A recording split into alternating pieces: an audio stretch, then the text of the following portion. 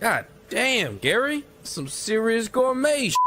What flavor is this? That's right, it's the all-hell medium roast private blend. Check out the Geek Grind Coffee Nerdrotic page for our other options like the Decadent, Feathers of Liberty, vanilla-infused flavored coffee. Or if you're looking for something darker, try the Dark Roast F&T blend of the Fellowship. You know what? Just buy all three. GeekGrindCoffee.com. Use discount code Nerdrotic. I hunted, Rob.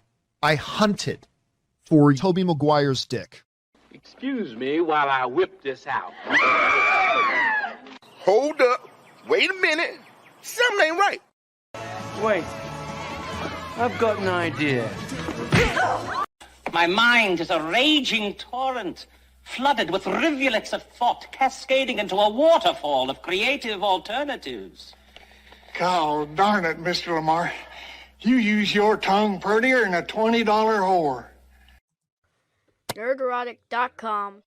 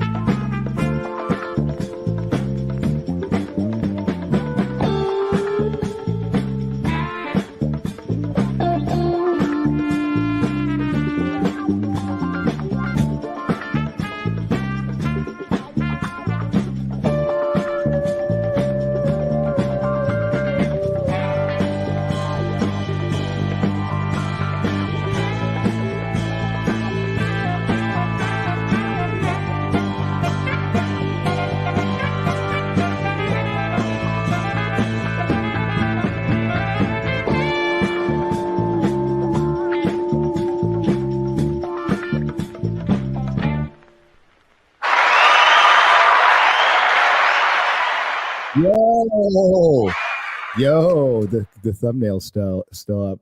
Yo, hell yeah! After I told him not to touch the mic, I got to get a little closer. This does look like. Hey, Garrett, could you turn the camera a little bit? I got it a little off to the side. It's all good. It's all good. Boy, no, get the camera, okay? You know what? The one thing I like what the whatever podcast does is has that Asian girl with like the German the World War I helmet. Yeah, we need to make X-Ray Girl wear that all the time. By the way, I bought her that helmet. You did. I bought her that helmet in Dallas. So she should. We should make it part of her job. I'll give her a $5 raise to wear it all the time. I'll give her an extra word. Yeah, I'll give her an extra word. Welcome to Nerdrotic at Night with Chris Gore and our good friend Dante from Verbal Riots. Look at this. Wow, how's it going, man? First time, man. Good. It's going well, man. Comic-Con weekend. Had a great time. I had a brilliant time hanging out with these guys. These guys can party. I don't. I'm still partying, Gary. This dude is still partying. Yeah. He was hanging out with Robert Meyer Burnett, Billy Tucci, that Star Wars girl, Anna, that Star Wars girl at the Marriott, and there was a fight. There was there was a guy that collapsed, which turned into a fight. Paramedics showed up, and there was a bar fight. It was cool. It was the whole Comic-Con experience, like in one night at the Marriott pool bar. So if you were there, you experienced it as well. But I love Hollywood not being there. It was great. I love it. I had a ton of fun at this Comic-Con. And the thing was, there were a lot of comic pros there, but a lot passed it up because of their WGA affiliation. Fuck, what a bunch of idiots.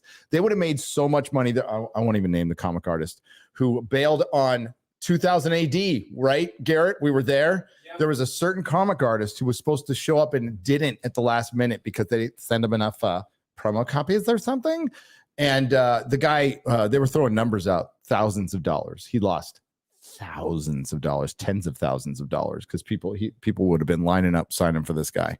There was a lot more money being put on the floor. Artists were doing crazy. I talked to vendors today. They did better today than than Thursday, Friday, or Saturday. I've heard that from people. I think the fact that Hall H wasn't a thing meant that 8,000 plus more people, probably more than 10,000, because there are people waiting in line, were on the floor buying stuff.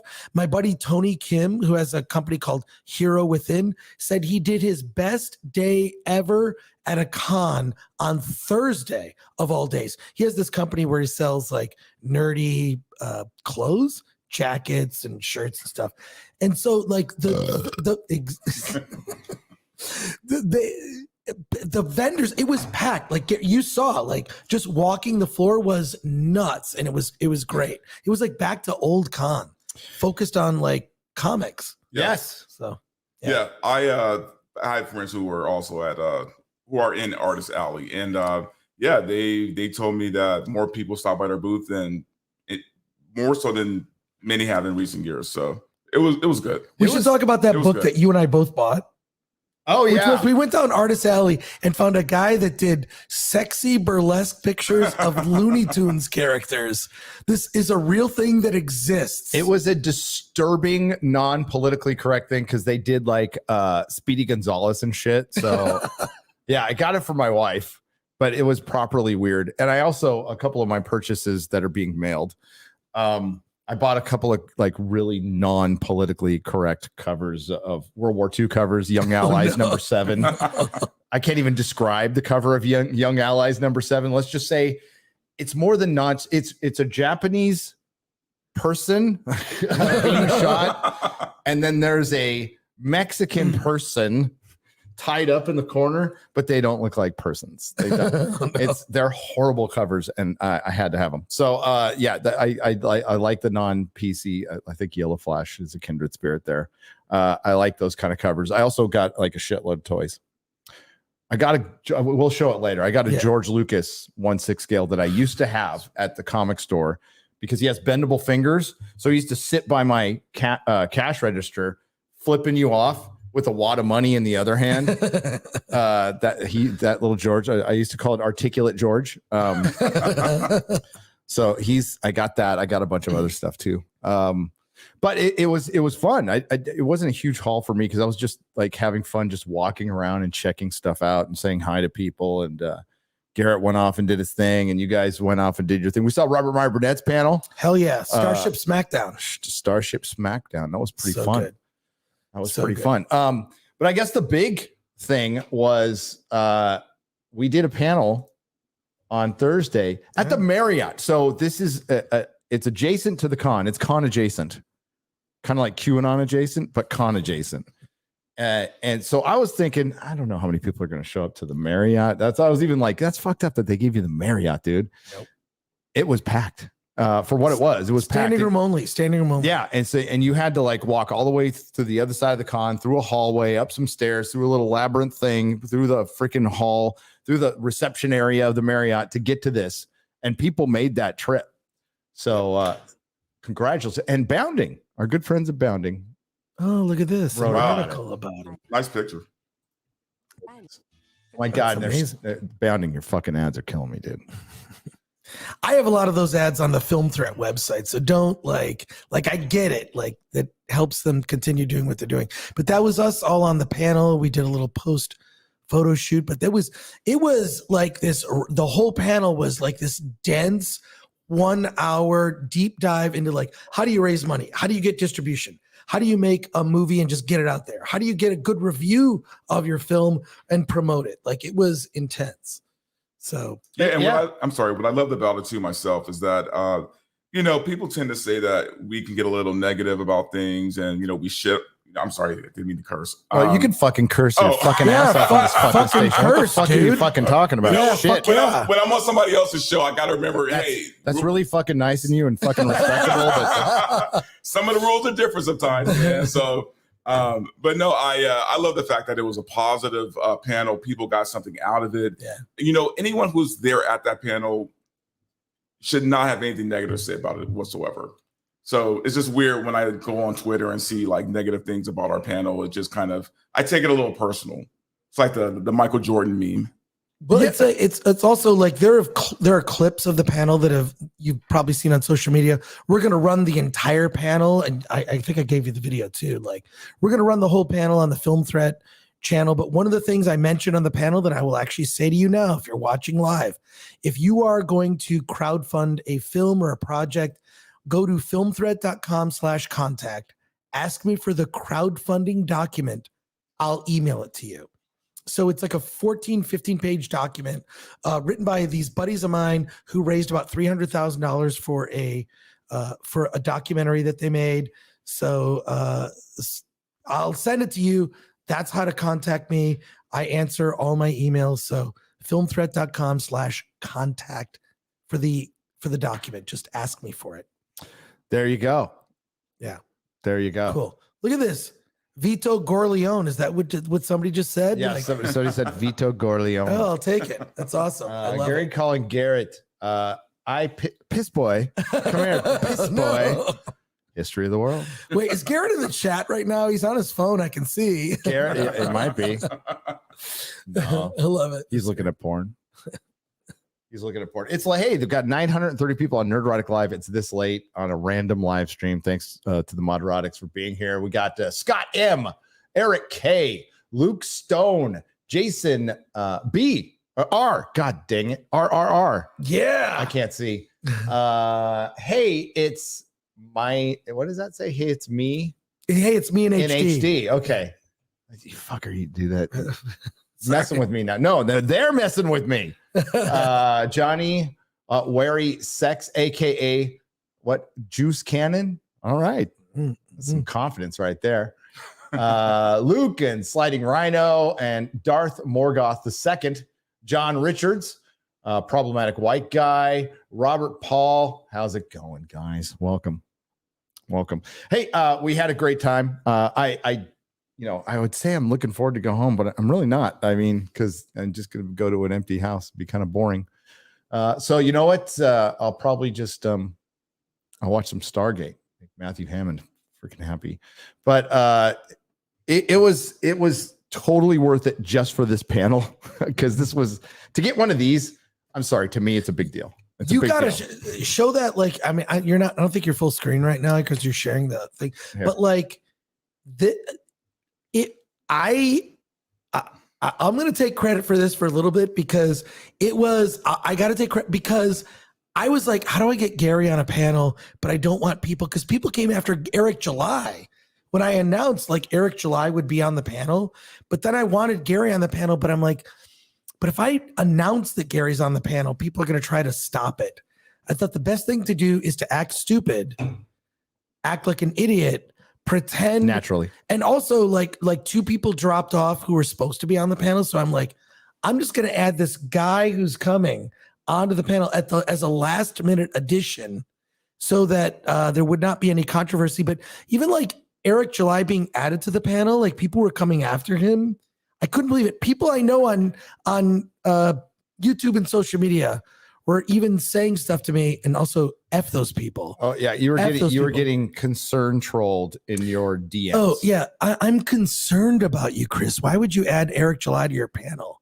F you, this guy like has raised more money ever in a crowdfund on a platform he created for an original character he created, and is trying to do. He's just trying to do his own thing. How do you not applaud that? Whether you like the guy or not, you have to respect it. And it just pisses me off how much he has these annoying haters. So a shout out to Eric July. Love him. All the stuff that he does, I'm there to support, along with a lot of other people. So yeah, he did great. He knocked it out of the park. He was signing at CGC, Gabe Altaib's booth. Yeah. He did the panel. Got in there for 2 days, got the hell out, left like a rock star with 2 days ago. It was freaking great. It was perfect. And you got this thing that you can now frame. Yeah, I'm framing this bitch. And by the way, this is just the beginning. Yes. Because LA Comic-Con is coming up in December, and there will be a large presence there. That's all I can say. We're talking, we're having talks. Also, I got to say, I love the concern about having a successful Black entrepreneur on a panel about raising money for film. Yeah, especially when white people are doing it. It's like, fuckers. He's the one we're concerned about. Yeah, fuck. And you know what? I the person who's concerned trolling you, I would be concerned about leaving kids around him. Yeah. Chris Gore from okay, here's the headline, by the way. Okay, that's the headline. Chris Gore, Eric July, and Nerdrotic. Wow, the Comic-Con crowd with uplifting talk on the future of independent media. And that's where we tried to keep it, is uplifting. Like even my little rant, I said I didn't like what was going on in Hollywood, but fine. Like we can use this opportunity to have another independent movement, which is they all come from whatever particular media brand of media gets over corporate. Happens in music, happens in comics, happens in film. It goes through cycles. But this is an entire paradigm shift. I just did a video about this entirely of all of entertainment. Entertainment's not going away. People still like entertainment. We're still going to have movies. We're still going to have TVs. We're still going to have comic books. That nothing's going to change about that. But as Eric said, as many of others said, the gatekeepers are falling because of technology. Technology is just making it easier for you to do your own stuff now. Especially if it's just commenting on pop culture. If you want to be part of the media, then just turn on your camera and start talking. Then you're it. The media likes to think they're special. Some of them actually went to journalism school to write CBR articles, which is hilarious. But you don't need that. You know what you need? A little passion. That's all. I'm sure most of you out there know a lot, have forgotten more than anybody who writes for CBR or any of the access media out there right now. Chris Gore from Film Thread put together a star-studded panel like none other. That's what makes it sound great. This is awesome. Who were the star? Oh, Eric was there. Okay. Eric and Dante were there. Studded panel like no other. And this year's San Diego Comic. By the way, this is by John De La Rose, who I met. What's up, man? Thanks for writing this article. And YouTube heavyweights Carrie from Nerdrotic and Eric July. That's a heavyweight right there. There you go. Joining him to give a pep talk to independent creators about the future of entertainment. Because it can feel discouraging because there is aspects of it. They're gonna look at that. Look at that. I want to see pictures of you. Get to the text. Get to the text. Oh my god, it looks so doughy on there. Look at that. Oh. That's me being at Comic-Con partying too much. That's what that is. All right, get to the text. It's the tops of somebody's hair right there. Oh my god, it's pretty good hair. Right I'm embarrassed. There. Okay. So because it is going to be scary, because you know what, there was a comfort. This is what the WGA and SAG are fighting for. Is there's the comfort of not having to fight for a job with too many places. You have a centralized place in Hollywood, basically. I mean, sure, there's Atlanta and there's the BBC, but like it's mainly centralized in Hollywood. Now it's just getting scattered, absolutely scattered, and that's going to be very scary to some people who are used to this system. And they played the game within that system and paid their dues within that system. But now, actors really love to talk about breaking down systems. Oh, it looks like yours is getting broken down. Oh no, so sorry. And what you're going to have to rely on now is not only your talent, but your can you endeavor to persevere? Do you have the stones to go out and just go on your own and not worry about this middleman and be on this corporate teat? It's rad. I like it. While the panel's main focus was film, the group talked about the virtues of building one's own platform and managing expectations to have a prosperous career in any form of independent media. That's the best. In managing expectations, this can be like artisanal, I guess. It could be localized. You can, it's like there's certain bands that get huge in their city, but they never make it. Right. But you can make a living for the rest of your life being like San Antonio's favorite band or San Diego's favorite band. And the same goes for YouTube. If you don't have to, and not everybody's going to be Mr. Beast. You don't even have to try to be Mr. Beast. You can make a good living if you work your ass off and you get to 100,000 subs, which is a fucking lot, by the way. That's a lot. You can do it with 50,000.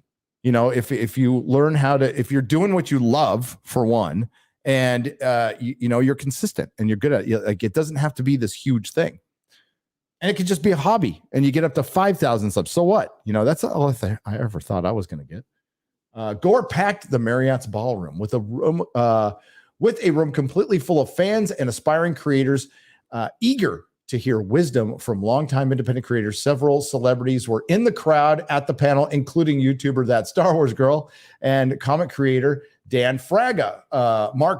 He noticed Mark Zickery was there too. And Hollywood writer Mark Zickery from Babylon 5, Space Command, and Deep Space Nine wrote one of the best episodes of Deep Space Nine, by the way. I've interviewed him before. Several fans wore T-shirts of Eric July's Isom comic character to support the Rippaverse, and I wore my Rippaverse shirt all around that day. Represent.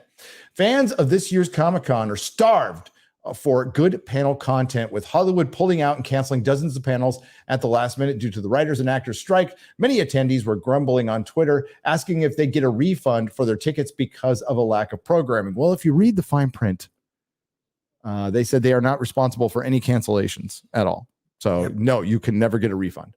But what this will affect is next year's sales. It could have an effect. Yeah. But honestly, I think if Hollywood stays away forever, it's all the better for con, because it didn't harm the con at all in any way, shape, or form. And maybe it wakes Comic-Con to put Hall H in the fucking stadium across the street that's empty, because they usually schedule the Padres away during Comic-Con week. So just use the damn baseball stadium for Hall H. There's even a parking lot. A few parking lots, but these independent creators were not daunted. Viewing the pullout, gotta know when to pull out. Gotta have a good pullout game of Hollywood as an opportunity to build their platforms and get seen. Look at that. That's great. So I think Chris will be playing the entire panel. Anna put up some clips on her feed. Eric July's got some clips. It looks like there's a clip right there. That's awesome. That's Big thanks to Anna, by the way, for filming it, for putting up clips and doing all the stuff that I forgot to do because I am retarded when it comes. And my wife's not here, so she usually posts stuff for me and gets the pictures. Because when I'm running around con, I'm not thinking about taking pictures. I'm thinking about, ooh, look at that, look at that, look at that. Gore opened the panel with a talk encouraging independent filmmakers to pursue their dreams. But kind of. I want you to, because I think that pursuing your dreams is kind of a BS a goal. I think it's what you need to do is have real information. That's why I was telling people just go to content, just go to Film Thread, click on the contact button. I will give you a document that's 15 pages telling you how to raise money and crowdfund, and listen to Eric July. Those are the two things. So I like to you can have a passion is important, but temper that with real world advice. And also that's why managing expectations is so important, because people have this thing like, hey, you write a script and then you sell it to Hollywood, then you're a millionaire. That never happens. That's a lie. That's a lie, actually, that Hollywood promotes. And I do this thing in the middle of the panel, which nobody clipped, but it'll be in the whole video, where I basically talk about how so much of the entertainment business is a lie. It's a dream that is sold that doesn't exist. And here's the reality, but you can still make money, and you can make independent films. You can be involved in the industry. There's a way to do it that's realistic. So. Yeah, and the reason they perpetuate that lie is because they want that influx of as many people as possible, so they have a lot to choose from and they can just toss away the rest. Correct. When you're taking sometimes your best shit and giving it away, I mean, comic creators can, especially the classic ones, can tell this story till the end of time. That's like they gave Marvel and DC their best shit. It's like, don't. There haven't been any really, really good comic book characters created in the past 20, 30 years, a handful. But as many people have said, the core ones were created for DC, 40s, 30s, 40s, Marvel 60s. There was a revamp in the 60s, but it's still the same 10 or 12 characters that kind of carry everything.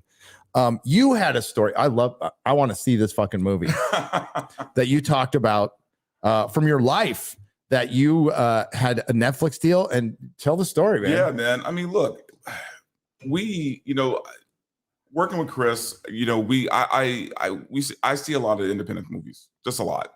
And guys, before I get into the story, I just got to say this. We've never lived in a time where it's never been this easy to make your own movie. It just hasn't.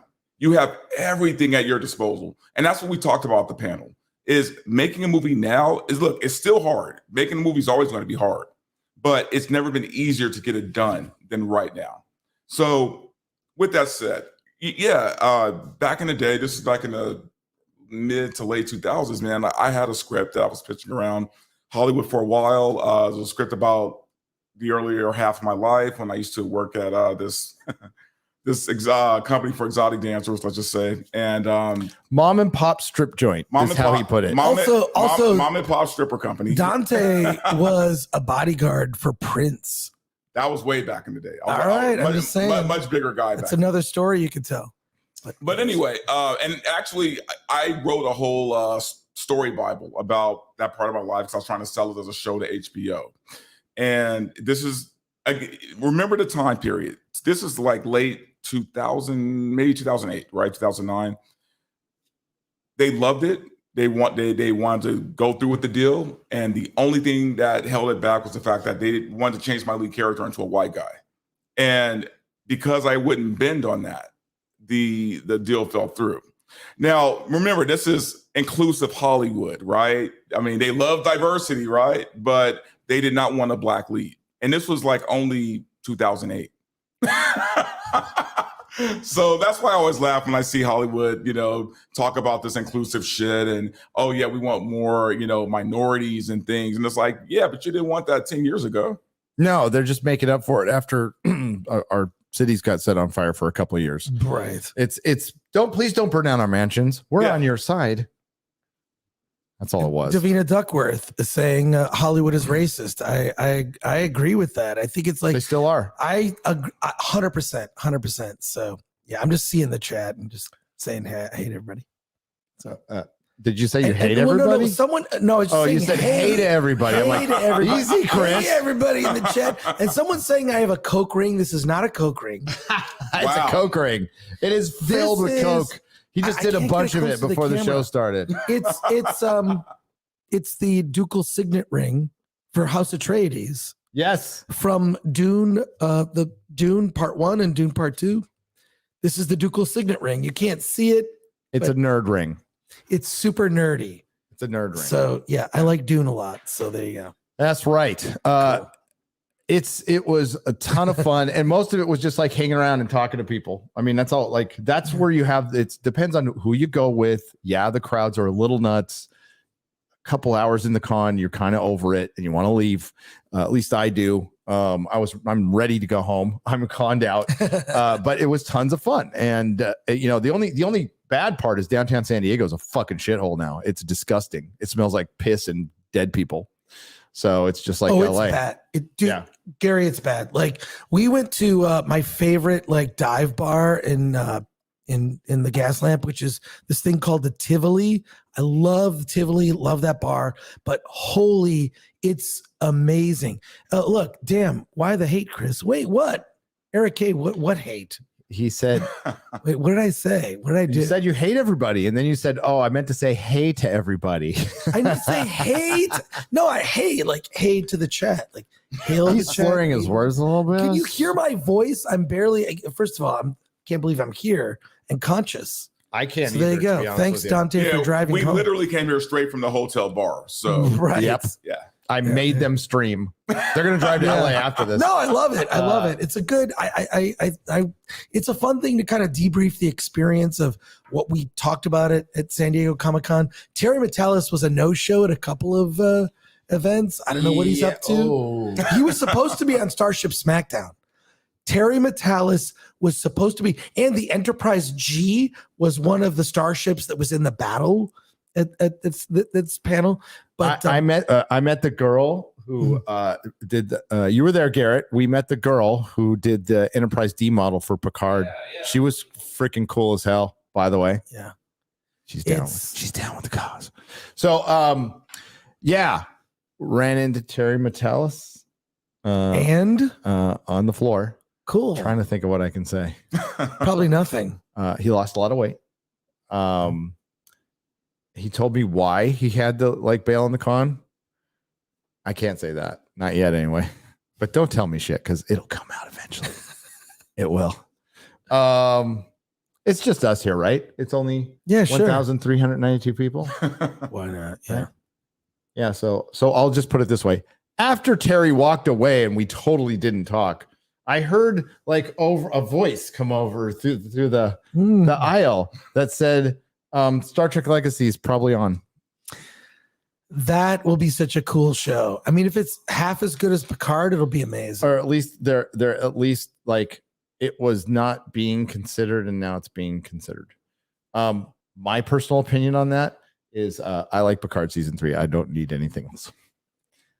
But I mean, if we get it and it happens, I'll check it out. I have checked out Strange New Worlds. I'm actually going to do a video on it because it is dog shit. It is fucking terrible.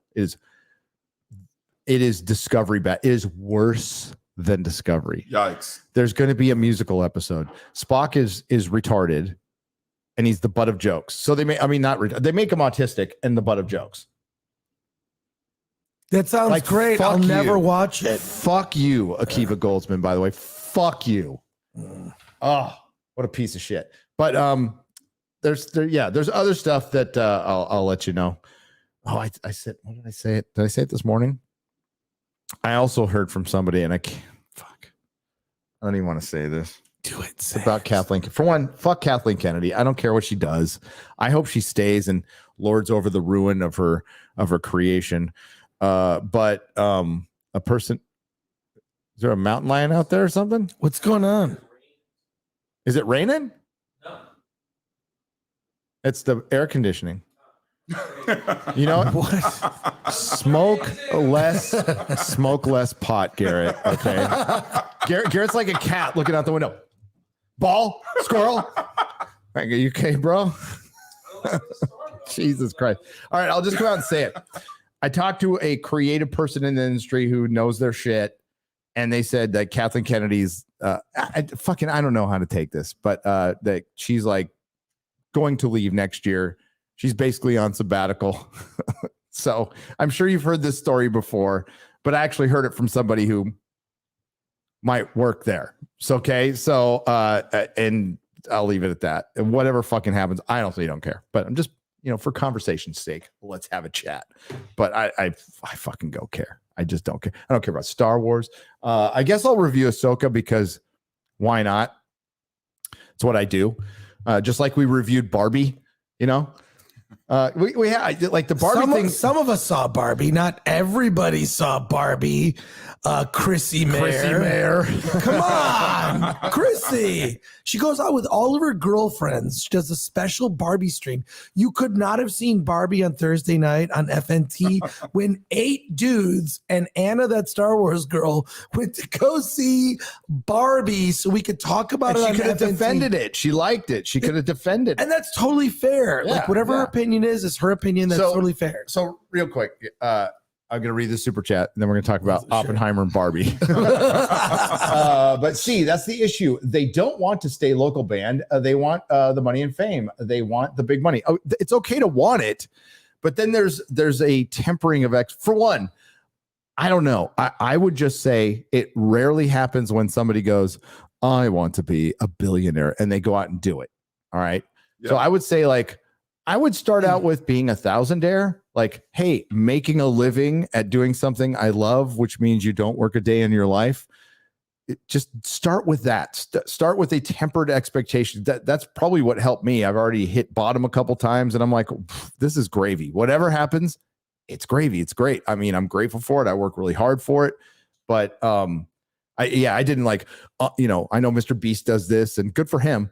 But I'm not I'm going to hit 1 million subscribers in 2024. No, I just know. It's just I do it one day at a time, one video at a time. That's how I do it. I don't set massive goals or anything like that. You know what I always say? Be a Tommy Wiseau. Be a Tommy Wiseau, man. No, hear me out. That guy, he wanted to be Steven Spielberg. He wanted to be the next big thing. And you know what? That guy carved a little niche for himself.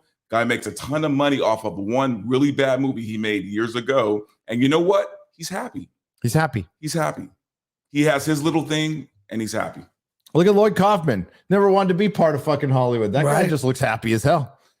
His channel got demonetized, but I think it got remonetized. It got remonetized. He was right around the corner from where I was signing copies of Attack of the Doc Blu-ray, and it was great to catch up with him. He's just like, he's a guy that doesn't give an F, doesn't care, has been doing stuff for 50 years. Oh, there we go, Attack of the Doc. There you go. Now on Blu-ray, go to attackofthedoc.com. But yeah, no, it was super fun to like connect with him, and he's in Guardians 3 in a very big part.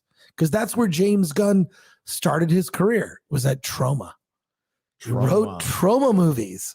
And he ghost wrote Lloyd Kaufman's first book, Make Your Own Damn Movie, which I strongly recommend. I think we need to watch As Good as It Gets again to hear the quote about writing women. I think of a man and then I take away reason and accountability after listening to Simpcast loving Barbie. That's a great quote. I love it. It is a great quote. And yeah, I mean, like the problem I have with Barbie is like the millennial fucking philosophy. You know, Gen Z's been getting a lot of shit, but let's take it back to the millennials. By the way, Gen X fucking sucks too. Okay, I'm Gen X. We fucking suck too.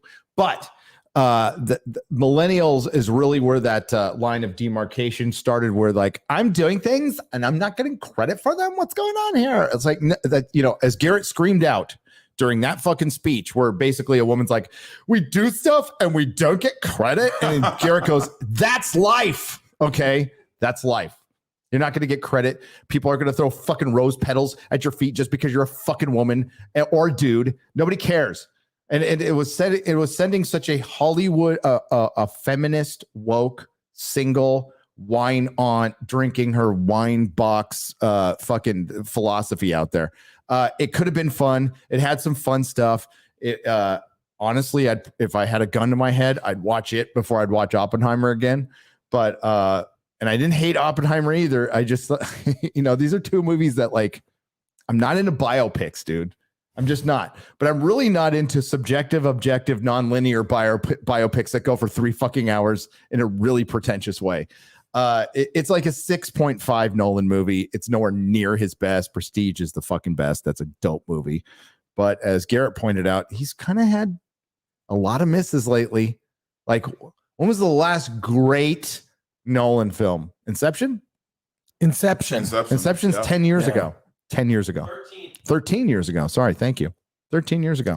And then I realized I like as many Zack Snyder movies as I do Christopher Nolan movies.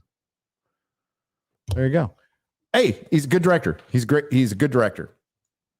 But I will say the best thing that I think Matthew Vaughn's better. The best thing that, not to take anything away from Garrett, but the best thing that someone yelled out at our Barbie screening was when there was this little pause in the Nicole Kidman intro, and somebody yelled out, "Are your nipples hard?" And Nicole Kidman responded, "They are." Who was that? It might have been me, but I don't want to take anything away from Garrett. Is that Is that like a LA Burbank hometown? It's an LA Burbank. You could do this at any AMC when that promo runs. There's a little pause. Just scream, "Are your nipples hard?" And Nicole Kidman will say they are. See, in Texas, we don't have a big laugh. Well, at least where I am, I don't have a bunch of AMCs near me. They're all like Regals. They're Regals. So there you go. And Cinemark. Yeah. So we don't see Nicole Kidman and her plastic face show up going, "I really love going to the movies. I stopped feeling my face 10 years ago." Ladies, don't do that. Don't do the lip shit. Don't do the cheek shit. Just age gracefully. We love you. You're beautiful. Stop doing that because you're going to look like Madonna and scare people. Like legit. She looks scary. She looks awful. She looks scary. Don't you think I'm beautiful? What was it? Brazil, right? Brazil. Yes. And then, of course, in Doctor Who, moisturize me. Moisturize. Yeah. Stop, ladies. Beautiful just as you are. You hear me? Like, fuck. Ladies love me. That's why I got 9.9%. I probably lost a little bit after Barbie. Don't give a shit. But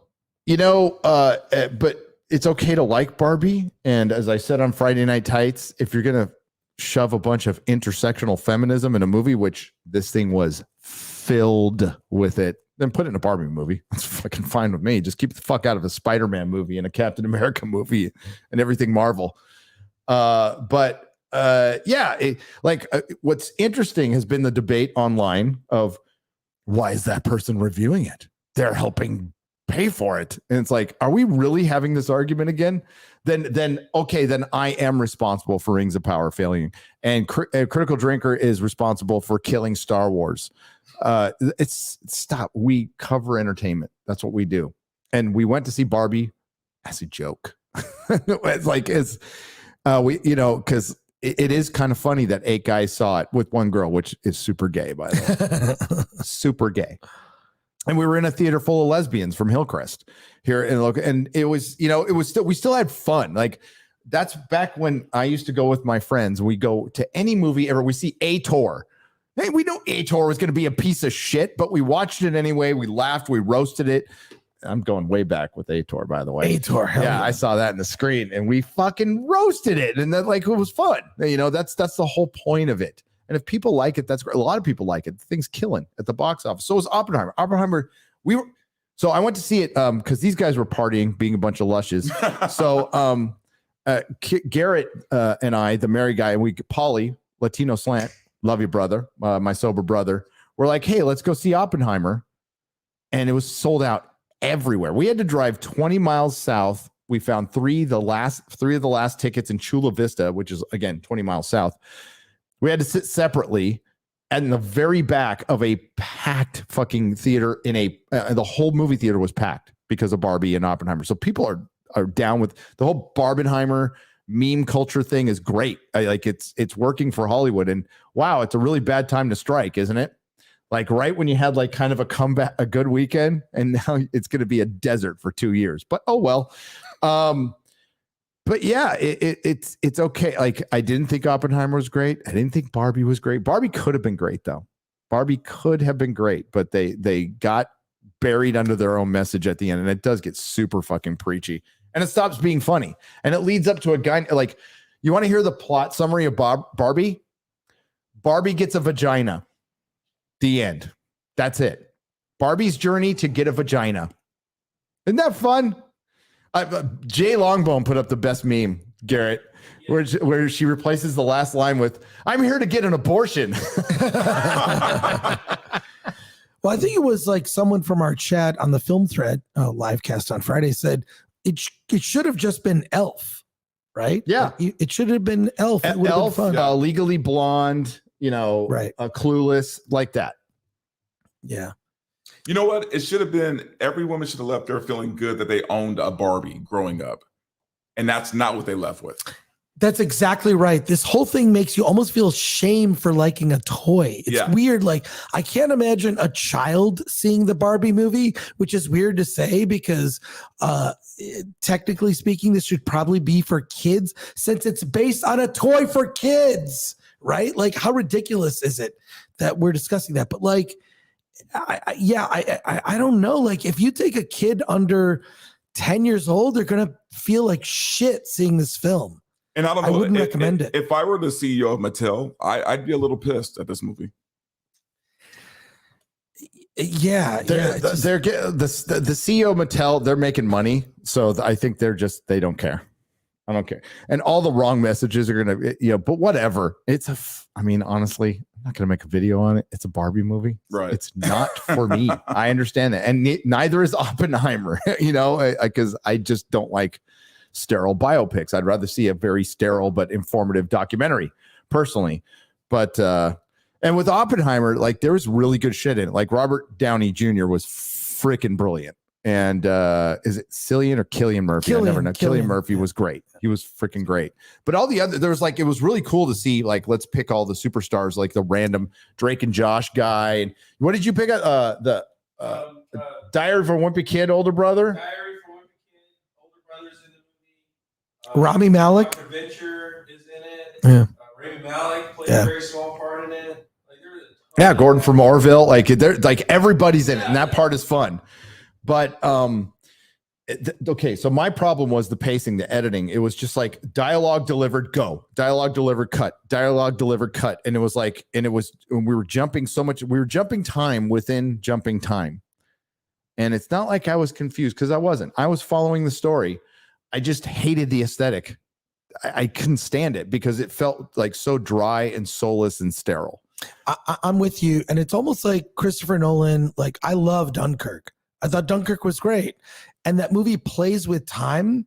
But like, I feel like Nolan feels obligated to let you know how smart he is. I am so smart making this movie. And he didn't need to do that. It could have been very straightforward. Even Dunkirk could have been more straightforward. You know, it's like who did I see talk about this? It might have been deep lens focus or deep focus lens. I like her. Shout out to her channel. Said that like Dunkirk is like the third act of a movie as one movie. It's just the climax. It's great, but this film, like, it just goes. It's so it's so dense. That first hour you could have cut to 15 minutes or less, just to give his backstory. I don't think you need it. Although Paulie said, because he saw it before you guys and saw it, so he was seeing it a second time when he saw it with you. And he said like he enjoyed it a second time, and I'm like, I'm not sitting through this for no. On the chance that I might like maybe at home, but I'm not going. But like obviously people are going to see this. I don't think you need a maybe 70 millimeter. That might be fun to watch it in, but I don't think you need an IMAX to see this. The bomb blows up about 2/3 of the way through, and they don't show any. They also don't show any real science of the bomb, like at all, and they allude to the espionage, but they don't really get into it. But they really, really, really want you to know he hung out with communists, but he wasn't communist. Like they stuck on that for an hour. Yes, we got Florence Pugh's boobs. Okay, 10 out of 10. But other than that, like Florence Pugh's character is so like there and gone, and like, sorry, spoilers, she dies, but she's part of somebody who committed suicide like 70 years ago, or more than that. God, is it? It's like 90 years ago. Sorry, or was assassinated. They show that shot. Yeah, she had depression issues. I'm pretty sure she committed suicide, but you never know. Lots of weird shit going on back then. But like she's barely in it. Yes. Like all of a sudden they just meet, and all of a sudden they're deeply in love, and she's mad at him. And I'm like, I feel like I missed an entire thing there. I would have just left it out at this point. Yes. Except her boobs. You could have just left the boobs in. Yeah, I feel like the editors in Hollywood should go on strike, because holy shit, could movies be edited now? Like every movie I see is too long.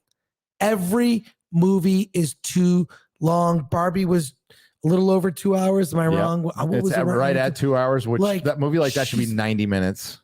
90 minutes, like comedies, 90 minutes, dramas, 2 hours, epics, 3 hours. That's it. Those are the rules. Yeah, a movie called Cocaine Bear shouldn't be over 2 hours. No, right. That should be right at the line of you almost feel ripped off. It's so short, but if it's good, like an hour and 10 minutes. Sisu was 93 minutes. Sisu is so good. Is so damn good. Pugh is a 2. No, she's like, you know what? She's a natural looking woman. So she's still got, she's not all like rail thin. I think she's hot. She's all right. I mean, like, I like her. I mean, Margot Robbie's a mid. So what do we know? That's what Twitter says. Hey, Twitter world. So there you go.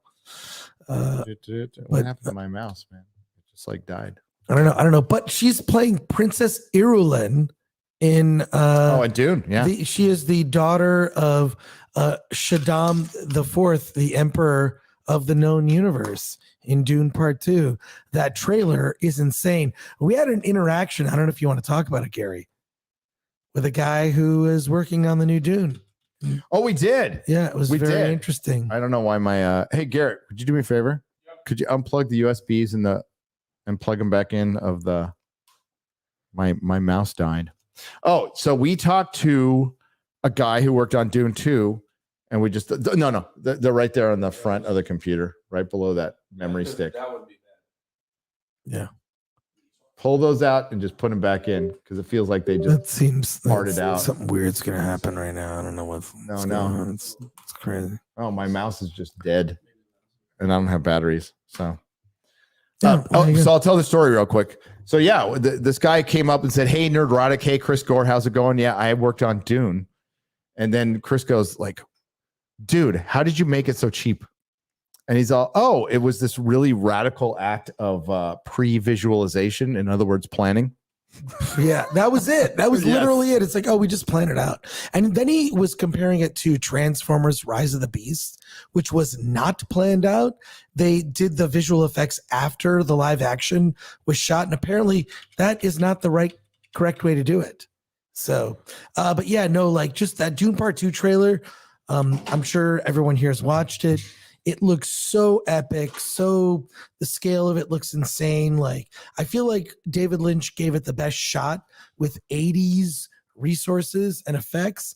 But oh my God, that movie, that is my number one movie I'm most looking forward to is Dune Part 2. And it might come out next year now. If, so we'll see. Here, take him out and put him in that. Well, there you go. Yeah, it's weird that they just on the back side. There's a back up towards the top. There you go. That's weird that it's just farting. It might be Chrome. You can hear it, but it's not even let me alt tab or anything. It's weird. There we go. Is it working? It's working now. Cool. Sweet. Nice. USB port to die. You know that, right? It happens. Yeah, this has never happened to me before. That's what she said. That's what he said. She said. He said. Sorry, folks. Oh wow, it's not okay. So, but like, the as far as the culture war aspect of Barbie, like Barbie being a feminist movie that's pretty normal. It's probably to be expected, but to deny that there's intersectional feminism in it. And then it has this fucking horrible message at the end. And if they're trying to be tongue in cheek about it, they didn't pull it off. But there was some shit that was like legit funny that I laughed. That I thought that was that. Like when Barbie was called a fascist, I went, ugh.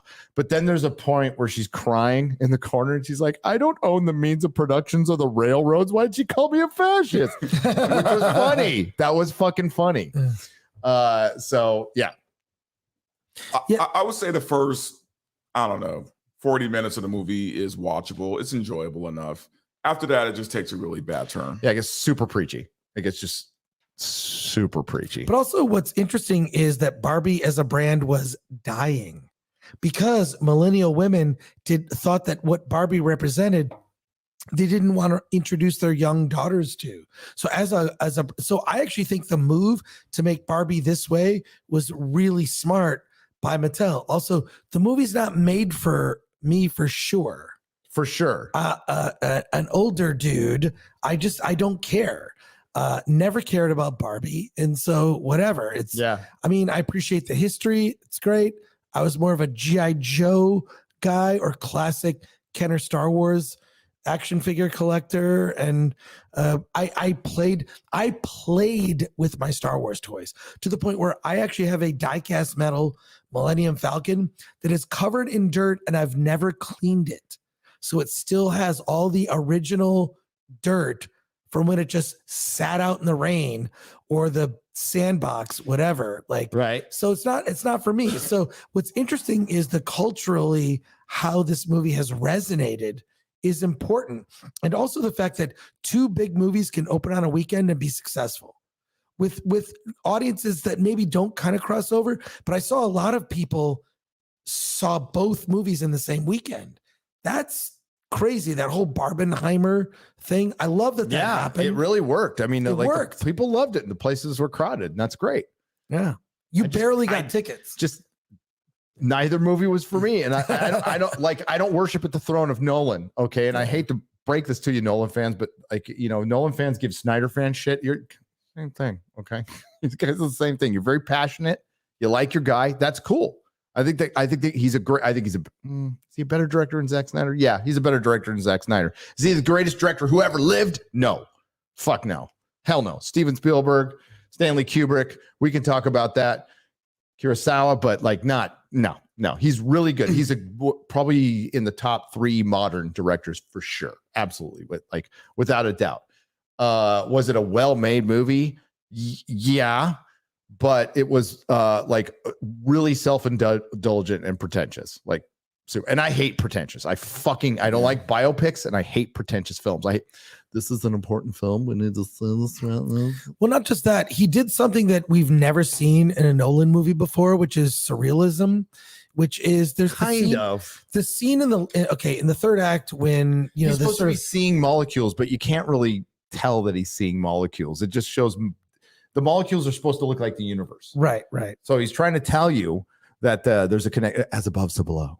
You know, there's a lot of stuff I caught in it. You know, there was a lot of the anxiety from the Cold War that people like me and Nolan and you are all of the same age. So we all grew up in the Cold War and knew that like the paranoia, like every day we're told we're going to fucking die. That's part of Generation X that the millennials don't understand. And just that fear that was that underlying fucking fear, like this could all end tomorrow, that like permeates all of the music, all of the television, all of the art from that era. Comes through at the end with the missiles flying and everything. Like I got what he was doing. But there were those weird scenes where like he's in front of that kangaroo court in the third act. Yeah. And having sex with Florence Pugh, but in front of everybody. And I'm looking at it. I was looking at it going like, is that digital? Meaning they sort of grafted him into the scene, or did they actually get Florence Pugh naked in front of all those actors? Because it just felt weird. Like couldn't Garrett, tell. Like, maybe that was the one CG scene. You think so? Like, well, and it's supposed to be from Oppenheimer's wife's perspective, like because she's watching them fuck. Oppenheimer has to testify in front of his wife that he was fucking around on her, but she knew it. Like she knew that, right? But it's just hearing it again, maybe. It's Gerald Armstrong for $4.99 says it's not that women are watching Barbie en masse, it's that they can vote. Oh no. Totally agree. James Norman for $4.99 British says, geez, Gary, did you see Oppenheimer with Grace or something? If I want contrarian, I'll watch a Cosmonaut Picture Show. I'm just being honest, man. I'm not trying to be contrarian at all. Like I'm not one of those people who needs to be a contrarian. I like what I like and I don't like what I don't like. And I would say it was like really mid. It was super mid. Like, I was looking forward to this movie. I was totally looking forward to this movie. I like the story, but as somebody pointed out this morning, Fat Man and Little Boy is a better story. It's a better story. I want to know about I don't care about Oppenheimer that much as a dude. He was a complicated dude. He dipped his stick in a couple of communists. Actually, all the three women were communists. But former communists.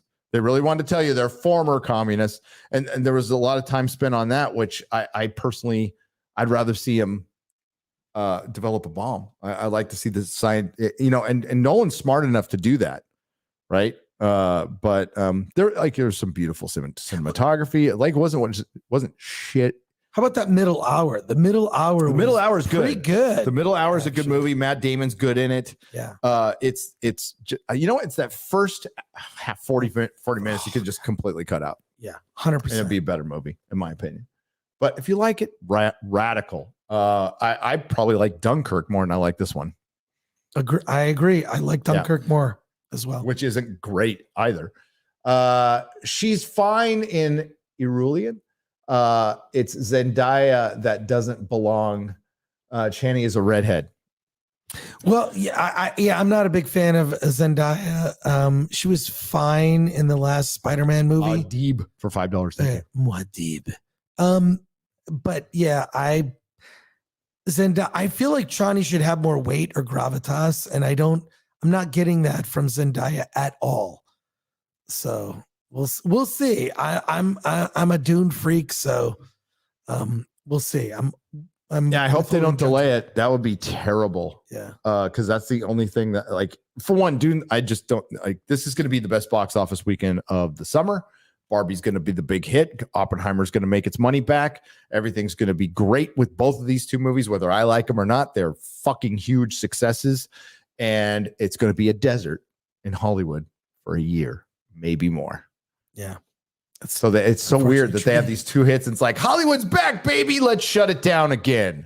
Let's fuck over the theaters and all the below the line people. There you go. Were you at You were at Comic-Con? I just went to my first. Did I miss you there? Yes. I was running around. 4 days. I was running around. Sorry, I missed you though. Monk in training. Cheers. I did see a monk there, like a legit monk. He was trying to there was a lot of people trying to sell. What the fuck is going on? Oh, just go to the start, right? There we go. There you go. Yeah. It's all good. Starred. Yeah. All right. And we'll let you guys go in a few minutes. Yeah, No, no problem. Yeah, we're good. All right. Sophie for 6 pence, we'll just say. Hail, saw Cave of Bones after hearing it on Final Frontier. Loved it. Any book you can recommend about the different homos? Wait, sounded wrong. Surprised how much I did not know. Yeah, so there's a documentary that came out on Netflix called Cave of Bones, Unknown Cave of Bones. And whether you're into this shit or not, it could be it's not a missing link argument. It's a ancient civilizations argument. So they found a species of hominid. So it's not human. It is not human. I repeat, it is not human. It is like a chimpanzee, but it's an intelligent one that buried their dead and not only dug a hole and put the dead bodies in it, they put them in a fetal position and they put tools in their hands and they buried them with love and reverence, which means they must have had a concept of an afterlife. Wow. Okay. So we're talking about a species different from humans that buried their dead ritualistically with love and reverence. And they were basically chimps and from 250,000 years ago. It's fucking insane. So that blows the doors off of everything. And it's crazy, but it's a really good documentary. It's on Netflix right now. I read that one.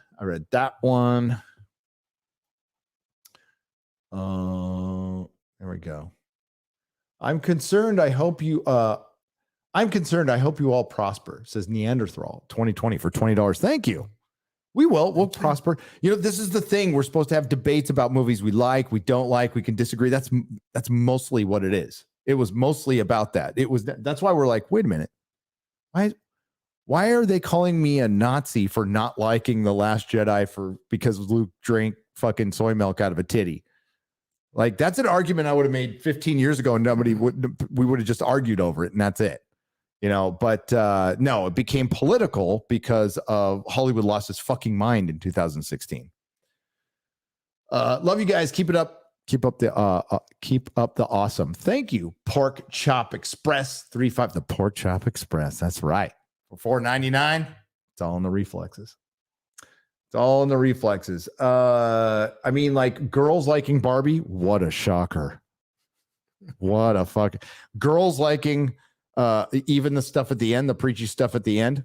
What a shocker. No, but these weren't girls who liked this movie. These are women, grown ass women who like this movie. Yeah. Because this movie is not for little girls. I'm just going to say it's going to be a little tough to make the I'm based argument and like this movie towards the I want to see how you balance that argument out. Like, we can debate Oppenheimer. There's going to be people who are going to debate the technical aspect, the storytelling, the dialogue. I'll debate that with you all day long, but it's not debatable that it was filled with intersectional feminism towards the end and it had a fucking terrible message. Man, woman, or child who saw that. But I'm open to it. It was more fun in the beginning than Oppenheimer. That's such a weird. Yeah. It's such a, it's, the thing is, and like, these are doing well and they're still not like, this isn't Nolan's best work at all. It's just not. And Barbie is a well-marketed movie, but it's like, last year, Thor: Love and Thunder had a better opening than Barbie, barely, but it had a better opening. It's still a shitty movie. And I think Barbie's going to do better than Thor, by the way. I think it's going to do really fucking good. Just because I don't like it doesn't mean like, oh, it's going to suck because I don't like it. No. Life doesn't work like that. I'm concerned for Chrissy's liver if she keeps going to all these meetups. Oh, Chris's liver. I said Chrissy's. Chris's we'll liver. See how my liver go. I'm definitely going to be in detox. He has an iron liver. Okay, he's fine. After San Diego Comic-Con, that's taking a break. He is Iron Liver, the superhero. Iron Liver is my superhero name. Thanks, Eric K. Bubba Doom for $5. Boy Doom and Daughter Doom just got back from Sound of Freedom. They said it was a great movie, but the AMC turned the lights on halfway through. What the is that really going on? Is this still happening? That's crazy. God. I mean, shit happens in movie theaters, and I really don't want to believe this because AMC's the one who made more theaters available for them. They could have just said no, but they actually like made the theaters available. So it's hard for me to believe that they would stand to lose money, like a lot of it, by fucking with a movie they wanted. So something doesn't, unless there's people at the theater fucking with it, which could happen. There's some little SJW fucking working there doing shit that I can believe that. Yeah. Because they did their work and they didn't get credit for it. Such a great message. JSG should review The Iron Age and Sound of Freedom. Just some guy? He probably will. I mean, he'll review what he wants to review. But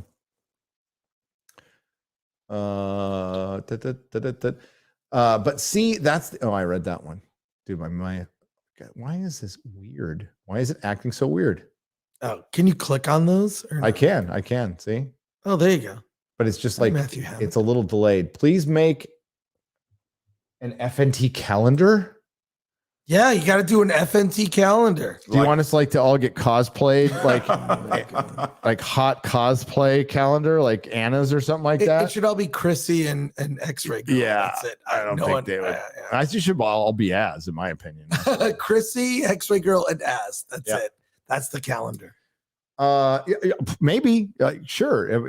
If that's what you guys want. I mean, I don't want to throw a bunch of stuff at you. Like I'm working on a creative endeavor right now, and I will be for the rest of this year. I want to get it out by the end of the year, but that's probably not realistic.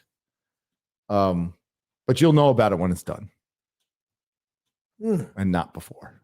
Well, maybe I'm going to tell you what it is a little before it's done, but it won't be available for order till it's done. They will be done and printed and ready to get to you before anything is ready to order. I just fucking gave a hint on what it is. Be done and printed. You should talk to Eric. Be leaflets. It'll be political leaflets. No. Eric July has a warehouse. Maybe you talk to him. No, his warehouse is fake. Don't you know that? Keep it up. Keep up with the times. Was Oppenheimer 3 movies that were crammed together? The movie did not get good until Matthew Hammond says it right here. Matt Damon. Until Matt Damon entered the movie. I agree. I agree with that 100%. Like that's when it kicked in.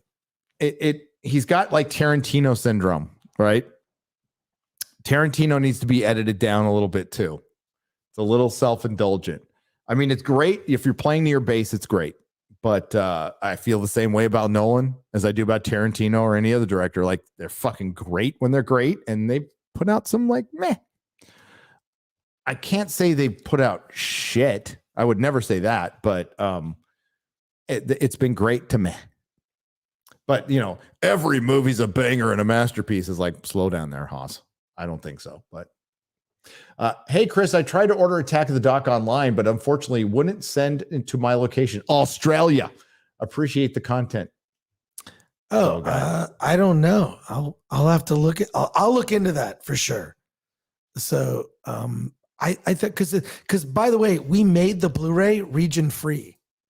So you can buy the Blu-ray. It'll work on any Blu-ray player in the world. Yeah. So it should be able to ship to there. So my apologies. I will look into that. Thank you for bringing it up. Thank you. Yeah. I read that one. Ray and Walk the Line were better biopics. What is the best biopic? Walk the Line. Probably. Walk the Line's probably my favorite biopic. And Ray's the other one I liked. Yeah. And I can't think of another one. I honestly can't think of another one. But Walk the Line, and yeah, I'm a huge Johnny Cash homer. So, guilty as charged. Love Johnny Cash. Sounds like I made the right decision and stayed at home and watched the Venture Brothers movie instead of even though I'm still a little which I'm still a little conflicted with. Cash Kester. By the way, that's FNT Smoking Man. This guy's a legend. This guy's a fucking meme legend right there. So Garrett and I watched it. Garrett, How'd you feel about that Venture Brothers movie? So. Yeah, I'm conflicted as well.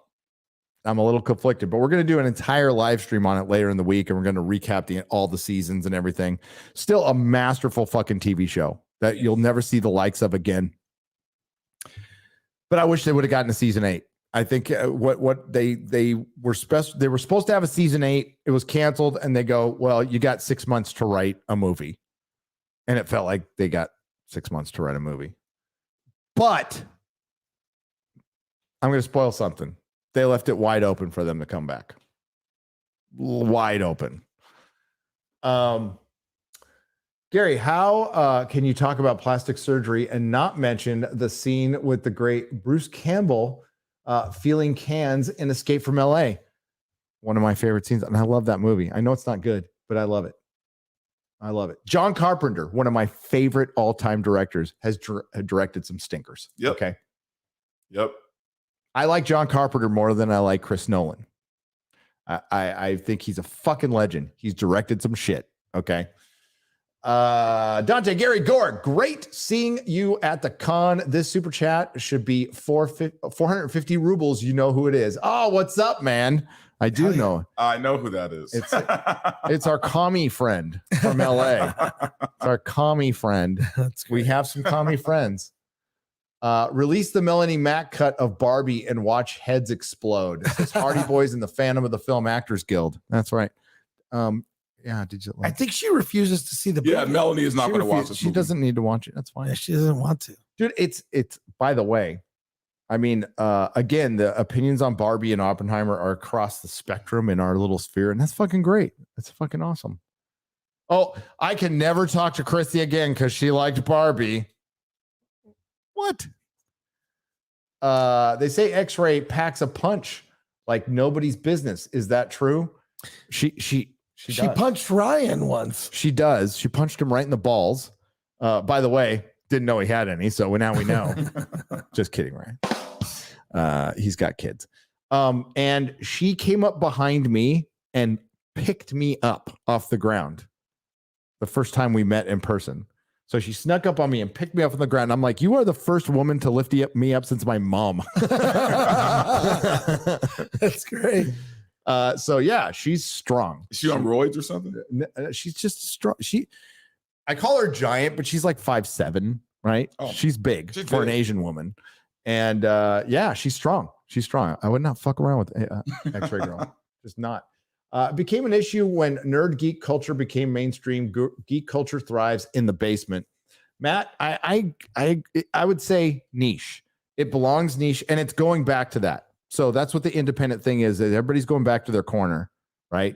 It got consolidated in Hollywood. They got all the blood out of that turnip they could, and now it's kind of devastated. But what's left is going back to its corner, and that's fucking great. That's great. Mark Millar just came out with a comic Big Game. I read it. It's fucking awesome. Pick it up. It's fantastic. We had him on Real BBC last week. There's so much independent stuff going on. We can't even keep track of it all. And that's good because that shows there's still passion out there. There's still a need. I just was at a packed Comic-Con. People still love comic books. Okay. But people need to provide good comic books, consistent, good storytelling. You can be the greatest artist who ever lived. If you don't put your shit out, it doesn't matter. So you need to put your stuff out. You need to be consistent. Same goes for YouTube. You want to be on YouTube, be prepared to work. You know, like you don't, if you're going to take off, do what I do. Take your stuff with you. Just take your stuff with you. And that's not counting the people who do 3 or 4 videos a day, which I could never do. And that is a talent. Being able to sit down and just do 10 minutes like Ryan does, that's a talent that not everybody has. And you know, if it was easy what Eric July did, everybody would fucking do it, you know? But you can find your thing. You can find what works for you, what makes you happy. It's got to make you happy. Well, I would not give Ryan that much credit. You say 10 minutes. It's more like 3 minutes.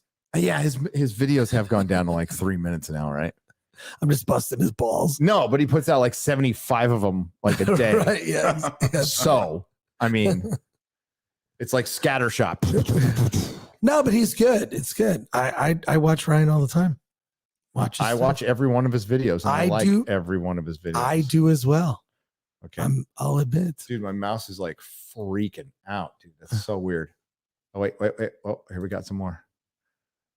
Enoch Maman, abuser of Streamlabs for $50.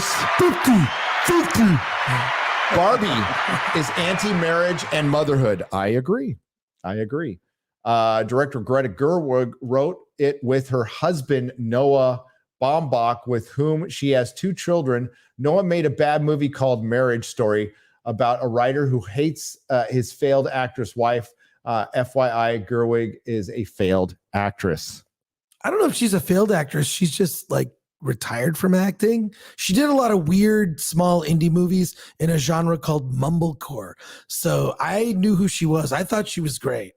So, but like, yeah, I don't know. It just seems weird that it seems that she holds values that aren't reflected in the movies she wrote. Does that make sense? Yeah, like it she's sounds like she married wrote, with 2 kids, and like she wrote what she thought Hollywood wanted to hear. Correct. Not the general audience. General audience isn't going to notice most of this stuff because they're busy making the world go around. So we're like, I don't see normie as a pejorative. I don't say it as a pejorative. I just think a lot of people don't notice stuff because they're busy, not because they're stupid, because they're just not dialed in. They're dialed into their lives. They're raising their kids. They're working every day. That's fine. I'll be dialed in. I'll be this. I've always been dialed into like stuff that was not considered very important. But it wasn't to me. Well, but culture now is important, right? So, but I don't know where Barbie sits in the great culture war, to be honest with you. I'll say it again. If you're going to put a bunch of intersectional feminism in something, yeah, put it in a fucking Barbie movie. I don't care. That makes 100% sense. Yep. But yeah, Greta Gerwig starred in a movie called Frances Ha, which is a black and white movie where she's the star, and no one saw it but me. So make of that what you will. Elon is renaming Twitter to X-Ray Girl. That's better than X. That's a fucking dumb move, dude. Hey, listen, I love my son too. I'm not going to rename Nerdrotic to Logan. Okay. I'm not going to do it. I think it's dumb. I think rebranding is absolutely dumb. I think you keep it named Twitter and it's like Twitter reborn. But I think it's part of the reorganizing of it, to be honest with you. It's got to have something to do with money. That's why they named Facebook Meta and Google's fucking Alphabet. But we still call Google. We still call YouTube, even though their parent company is Alphabet. Do you think Mission Impossible Dead Reckoning Part 1 will get a second wind if it stays in theaters? I think it'll do well internationally, but no, I don't think it'll get a second wind. I think whatever wind it got, it's going to get. And Barbie's going to be the biggest hit of the summer. Super Mario is going to be the runaway biggest hit of the year. And in a year of not very good movies, it just flat out, as far as the big box office fare goes, it just weren't a lot of really good movies. It's interesting. We were at the Starship SmackDown panel, and it started with a trailer for a show that's on the CW called 1982. And it's about that year. Do you realize how many great movies were released in 1982? E.T. the Extraterrestrial, Tron, Blade Runner, The Thing. It's the Poltergeist. 1982 was a crazy great year. Might not have been the best year for movies, but it was the best year for genre movies. So it was originally started as a documentary series, and then they turned it into a series that's on the CW. Just throwing that out as a plug. But it tells you like you look back, you can't really tell. Like we'll probably look back on 2020. Is that the doc that Robert Meyer Burnett's in? He's in it. Yeah, he's actually in it. But we're gonna look on 2023 as like probably the what the fuck year, the WTF year. Yeah, it's the Razor Fist put it best. It's the hangover year. Yeah. Like this is a lot of this stuff is left over and delayed from, like, Dead Reckoning was supposed to come out a year, maybe 2 ago. Same with Top Gun. Like these movies were done. Yeah. And we're getting a lot of holdovers from the woke era, and it's dying. It is dying. It doesn't mean like woke's going to go away forever. It just means the paradigm is shifting, and it's just shifting throughout entertainment. I just don't think Hollywood can keep up. Well, what it means is that the studios have lost so much money now that they realize they can't keep doing that shit. Nope. Yeah. They cannot. We'll end it with this. Got inspired by watching The Fellowship and wrote my first comic for my son's 9th birthday. That's a reason to write a comic book right there. He loved it, and so it was worth it. Exactly. I did a comic book 25 years ago, just for me and my friends.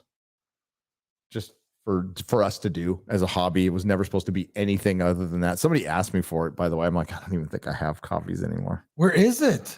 I have a couple of copies in my collection in my storage. And I have all the original art that I did. Melissa inked it. But maybe someday. I own the copyright, so.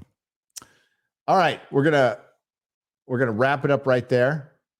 God dang, this mouse is driving me crazy. Dude. Oh man, there's more. Hang on. There's more. There's more. You guys are crazy. There's no X-ray girl today. Hello, fellows. I laughed because Amy Schumer said that the Barbie wasn't feminist enough. Was she really? And how feminist can it get? Gary, what comics did you pick up this weekend? I got Young Allies #7. I got Captain America 23. I really didn't pick up a lot of comics. Big Game #1. I was going to buy a box of Heavy Metal, but I couldn't carry it around. But I bought a bunch of toys, but I didn't get this huge haul. And it was just because I didn't want to carry a bunch of shit around. And honestly, everything I was looking at, I was like, eBay's cheaper. eBay's cheaper. You skipped my super chat, says Ren Wesley for $2. I'm going to go back. I did not do it purposefully. Look for Ren. There it is right there. What are the chances we'll get a manly 80s inspired kick-ass He-Man movie in the next 5 years or ever?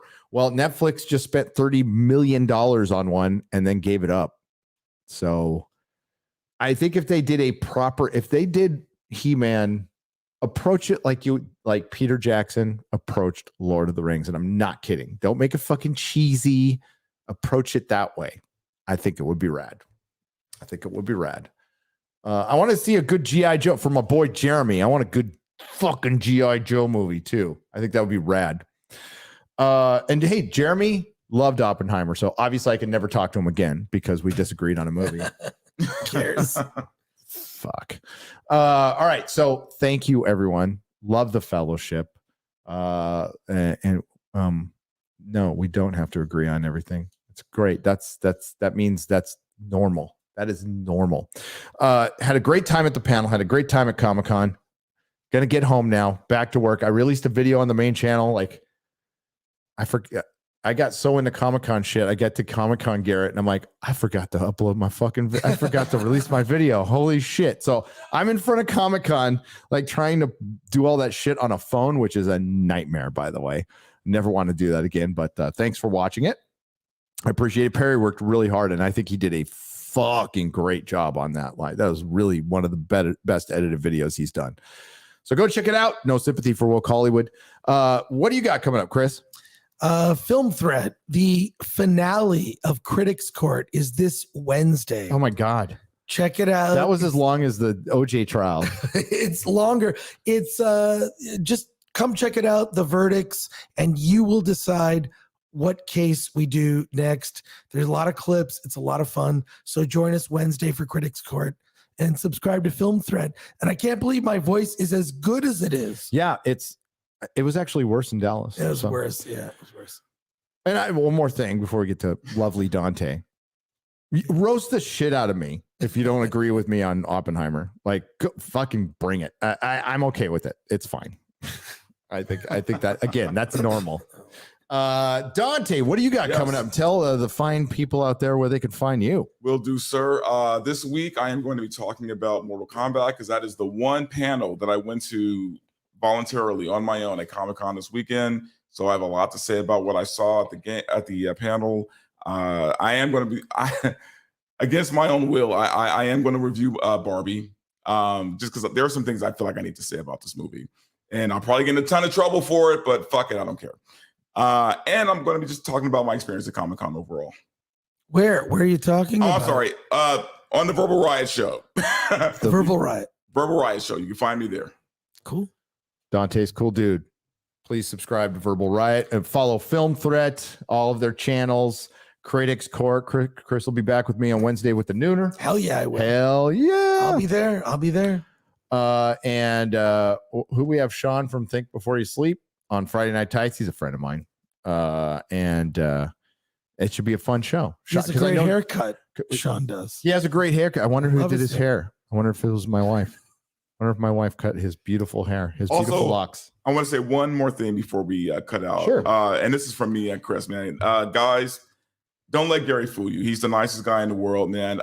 We stayed here with him for Comic-Con, and he treated us like kings. This guy's amazing. I have nothing but the utmost respect for the man. And just want to say thank you, man, for all the hospitality. I want to say thank You're you welcome. as well, Gary. It's just fun. It's fun hanging out. It's like it's just like it's just hanging out. It's being a bunch of knuckleheads, and it was tons of fun. Oh yeah. And I love doing this. So no, it was my pleasure. My pleasure. I can't wait for us to do it again. LA Comic-Con. Oh yeah. Oh, December. Get ready. LA Comic-Con December is going to be insane. And I might drag your ass out to Anime Matsuri. When is that? That's in a couple weeks.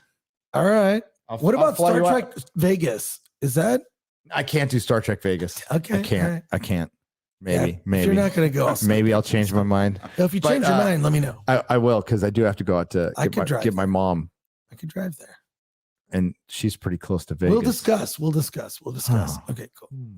But Anime Matsuri, I'll be there. I'm going to fly him out. And Critical Drinker is going to be there.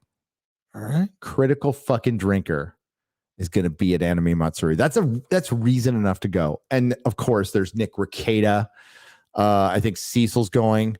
Chrissy's going. She's doing a show there.